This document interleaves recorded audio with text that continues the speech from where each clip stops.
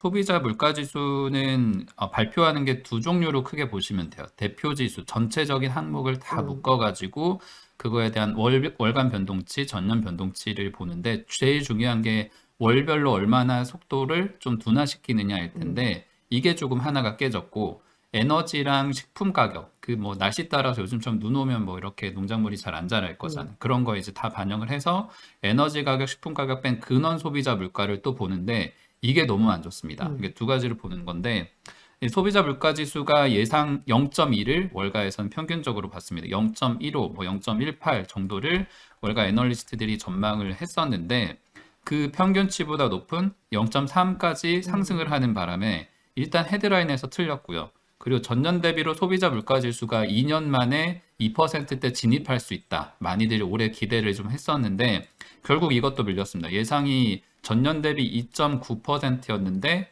3.1% 음, 이렇게 나오면서 여기서도 좀 실망했고 근원으로 들어가서 그러면 이런저런 에너지 가격, 식품 가격 제외하고 보자 하면은 근원 소비자 물가가 작년 5월 이후 최대폭으로 오른 그런 모습을 그래프로 보여주고 있습니다. 이 노동통계국에서 제공하는 파란색 막대 차트에서도 확인할 수 있는 부분인데 이게 전월 대비로 0.4%가 올랐어요. 이게 음. 0.4가 작은 숫자가 아니라 0.2를 맞춰야 되거든요. 0.2는 돼야 이렇게 둔화가 되는구나라고 다들 예상을 할 수 있는데 그게 뭐 에너지 가격이 지난달, 뭐 지난해 연말보다 좀 올라오고 있으니까 월가에서 0.3 정도를 봤었어요.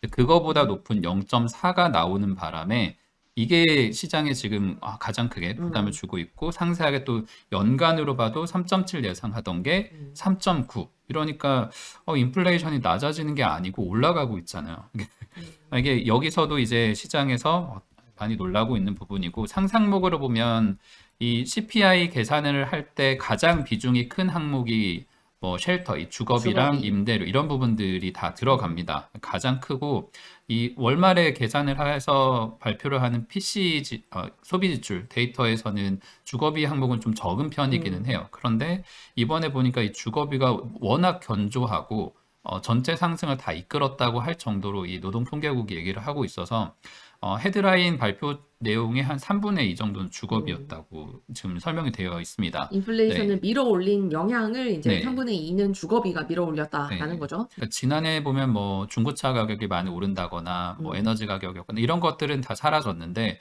주거비는 안 떨어지고 있어요. 그래서 그쵸. 주거비가 대체 어느 정도 속도로 둔화되느냐, 뭐 골드만이나 많은 애널리스트들이 임대료 데이터를 분석을 해서 올해 예상을 해왔는데 이 속도가 아주 느리게 진행될 거라는 걸 이 1월 데이터가 딱 확인을 음, 시켜주는 거고요.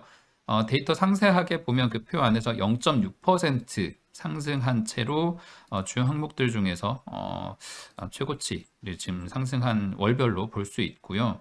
그리고 조금 그쵸. 둔화가 되고 있었던 식료품도 0.4% 음, 올랐고 내린 항목 찾아보면 뭐 의류 정도 그리고 네. 중고차가 한 3.3 정도 내리고 음. 에너지가 3, 그나마 네. 에너지가 제일 많이 내렸고. 네, 에너지는 이제 상시적으로 계속 더 내리고 음, 뭐 변동이 없거나 이래야 하는 거라서 그걸 제외하고 보면 중고차 값이 하락한 정도가 음, 위안거리일 텐데 나머지가 너무 좋지 않아요. 뭐 차 보험도 오르고 이렇게 소비가 많이 일어나는 한 번에 또 크게 큰 돈 들어가는 것들이 다 음, 오르고 이렇게 되면 결국에는 임금 이렇게 계속 음, 올렸던 것들이 소용이 없는 거잖아요. 기업들은 안 그래도 조금 요즘 빡빡한데 다시 또 임금 올려줘야 음, 되고 그럼 그쵸. 노동수요는 워낙 또 강력하니까 잘 줄지 않고 음. 있어서 이 많은 사람들의 또 소비력이 계속 유지가 된다면 저희가 생각하기로도 이 지표가 안 떨어질 것 같은 음. 걱정이 드는데 사실 세부 네. 지표 중에서 좀 더 찝찝했던 부분이 이 서비스 부분입니다. 서비스, 음, 그러니까 에너지 서비스를 제외한 서비스 부분이 이제 전월 대비해서 0.7%가 올라줬는데, 그동안에 이제 파월 의장이 가장 초점을 맞췄던 부분이, 저번 이제 FOMC에서도 말했던 부분이 상품 쪽은 잘 내려오고 있는데, 네. 우리는 서비스 쪽에서도 둔화를 보고 싶고, 그리고 지난 6개월은 잘 내려왔는데, 이 앞으로의 6개월도 잘 내려오는지를 보고 싶다. 이 두 가지를 이야기를 음, 했잖아요. 근데 지금 서비스 부문에서도 0.7%가 예상보다 더 많이 올라오면서 이 부분이 파월이 보고 싶다고 했던 부분이 이번 이 CPI 지표에서는 보이지 않았던 부분이고요. 월가에 이런 코멘트들이 나오는 걸 좀 살펴보면 이 캐피털 이코노믹스가 1월 CPI는 예상치 못한 상승을 보여줬다. 라스트 마일이 가장 가기 어렵다라는 스토리가 앞으로 월가에서 좀 더 강화될 것이다. 그놈의 라스트 마일을 또 네. 이렇게 되나요? 그쵸. 이제 2%대까지 살짝 찍을 거라고 예상을 했는데 그렇지 못한 상태, 그러니까 3%로 유지가 되면서 여기까지는 디스인플레이션이 잘 이루어졌는데 이 여기 보시네. 파월의 2%, 이 목표치까지 이 마지막 가는 이 라스트 마일이 어렵다는 스토리가 정말 강화가 될 것이고 내려오는 그림이기는 하지만 그럼에도 불구하고 예상보다 높았던 점이 있어서 예상치 못한 상승 때문에 좋은 수치는 아니었다라고 코멘트를 했고요. 그리고 피치도 아주 좋은 수치는 아니었다. 좀 약간 굉장히 완곡하게 이야기를 했죠. 임대료뿐만 아니라 의료, 교통, 서비스 인플레이션도 모두 상승했다. 연준이 인플레이션의 지속성에 대한 의구심을 제기를 하면서 좀 3월 금리 인하 가능성을 완전히 제거했었는데 그렇게 말했던 연준이 굉장히 맞았던 것 같다. 라고 이야기를 했고요. 브라이스 도티 SIT 인베스트먼트 포트폴리오 매니저 이분은 뭐라고 코멘트를 했냐면 1월 근원 CPI 예상보다 높았다. 연준의 금리 인하 가능성이 당분간 선택지에서 메뉴에서 빠지는 것 같다. 하반기까지는 금리 인하를 기대하지 않는다라고 코멘트를 내놨고요. 그러니까 거의 다 비슷한 톤들입니다. 예상보다 인플레이션이 높았고 이 금리 인하 가능성은 점점 낮아지고 있다. 라는 거고요. 스카일러 웨이넌드 리건 캐피털 CIO는 뭐라고 코멘트를 했냐면 인플레이션이 유지가 되고 그리고 완전 고용 지금 실업률도 굉장히 낮은 상태로 유지가 되고 있죠. 금리를 많이 올렸는데도 불구하고 거기다가 강력한 이 성장으로 인해서 연준의 금리 인하가 지연될 것이다. 적어도 5, 6월 이후를 예상한다. 라고 코멘트를 했습니다. 월가에서 예상치를 한번 볼까요? 사실 여기 월가 예상치가 좀 재밌었던 이유는 뭐 예를 들어서 뱅크 오브 아메리카 헤드라인 CPI, 이제 코어 CPI 그리고 전월 대비 전년 대비를 이제 나눠가지고 다 전망치를 내놨는데 사실은 여기서 지금 코어 CPI 쪽을 보시면 다른 쪽은 다 2%, 뭐 정말 시티 같은 곳은 낮게 보면 0.17%까지 썼는데 유일하게 골드만삭스가 굉장히 높게 봐서 0.38을 썼거든요. 0.39. 네, 0.39가 나왔죠. 그래서 굉장히 골드만삭스가 잘 맞췄다라는 게 이제 확인이 되면서 신기하게 잘 맞췄다라는 이야기들이 지금 계속 나오고 있고 사실은 이 근원 CPI의 그래서 평균값을 보면 0.28%였는데 0.39가 나왔기 때문에 정말 시장의 예상을 크게 웃도는 어떤 데이터가 나왔다라고 볼 수 있는 네, 이 정도면 이제 연준의 금리 인하 가능성은 멀어지는 걸로 시장이 판단을 하고 있고 저희 이제 이 방송하기 전에도 저희 이제 김현석 특파원이랑 같이 이런 얘기를 계속 하고 있었는데 이 시장을 맞춘 사람이 이렇게 충격을 받을 것으로 본 톰리의 발언도 다시 조명을 받고 있는 것 같아요. 네, 그러니까 그렇습니다. 어제까지 저희가 엔비디아 랠리 어쩌냐, ARM 어쩌냐 이런 식으로 이 랠리에 동참하지 못한 포모의 얘기를 저희가 했었잖아요. 그래서 이 재금이라도 사야 되나 싶은데 조정이 가파르게 진행될 수 있다라고 일주일 전에 이미 반응을 한 내용이 마켓 인사이더 등을 통해서 보도가 됐습니다.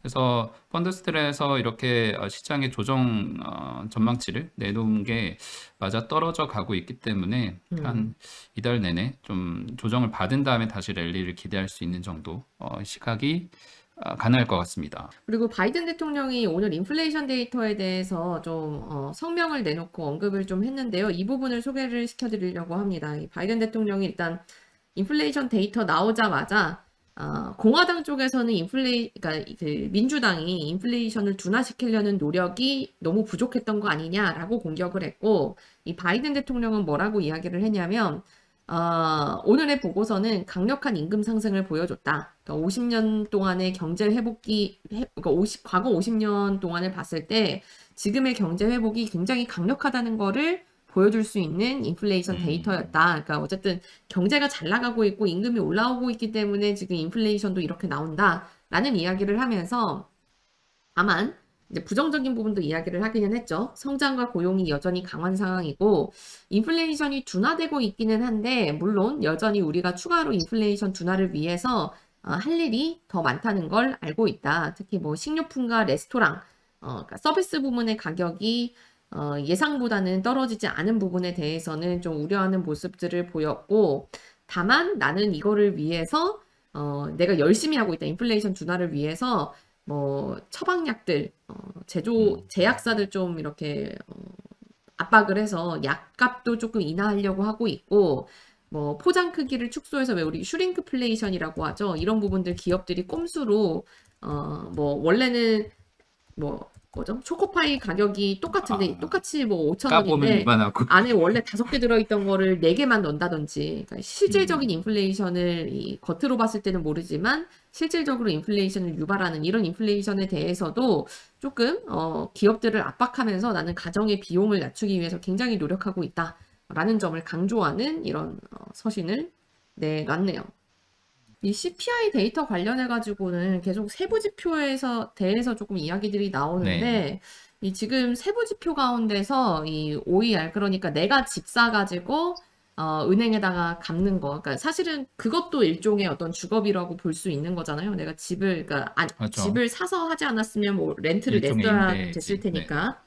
그러니까 그 OER과 그리고 실제 이제 월세, 렌트를 이제 따로 집계를 하는데, 지금 데이터에서 가장 좀, 특이한 지점이 우리가 생각하는 일반적인 월세는 내려오는 지점인데, 이 주택을 소유하고 있는 사람들이 내는 렌트가 이번에 갑자기 확 튀어 올랐고, 이 두 개 사이에 갭이 벌어졌다라는 점이 지금 세부 지표에서는 굉장히 좀 특이할 만한 지점이다. 그러니까 이게 일시적으로, 그러니까 이게 무시할 만한 것이냐, 아니면 어떤 의미를 담고 있느냐에 대해서 지금 월가에서는 가장 분석이 조금 의견이 분분한 그런 상황인 것 같고, 그러니까 이렇게 주택 보유자들이 가지고 있는 렌트만 튀어오른 지점이 대체 왜 이런 것이냐, 어, 혹은 이 지표 자체가 조금 잘못 나온 게 아니냐, 음, 일회성일 것이냐, 아니면 우리가 좀 의미를 가지고 봐야 되는 지표이냐, 그것도 이거에 있네요. 대해서 조금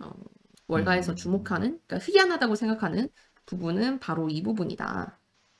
그렇죠. 바로 계절조정계수 재계산이 지난주에 음, 있었고, 그러고 나서 나온 데이터이기 때문에 그렇죠. 뭔가 내부에서 바뀐 것 같은데 음, 가중치가 음, 달라졌냐라고 의심할 만한 것 같긴 해요. 전반적으로 갑자기 높아졌기 때문에 음. 이걸 좀 해석하기가 어려운 부분인 것 같아요. 네. 특히 세부 지표를 봤을 때 이렇게까지 두 개가 사실은 같이 가야 되는 게 맞는 지표인데, 이렇게까지 좀 벌어지는 게 맞느냐, 좀 이런 이야기들이 좀 나오고 있네요.